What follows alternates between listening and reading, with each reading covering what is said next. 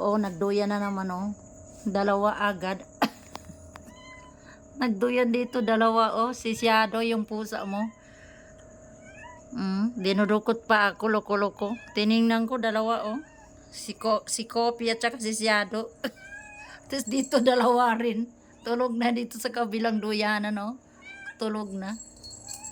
Kawawa naman. Tingnan mo si ano, si Orange at saka si Gold. Nyado!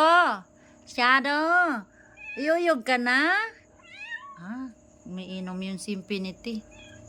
Ito, wag mo kagatin mga anak mo ha.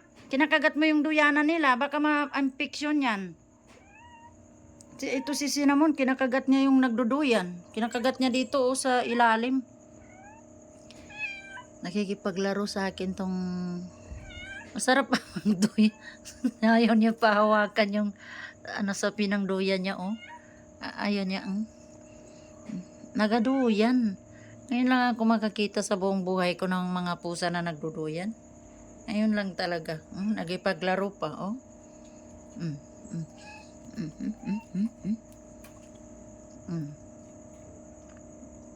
Okay. Akala ko tao lang ang nagduduyan. Pusa pala nagduduyan. Kasi itong kulungan na ito, may kasamang duyanan, kaya nagaduyan siya.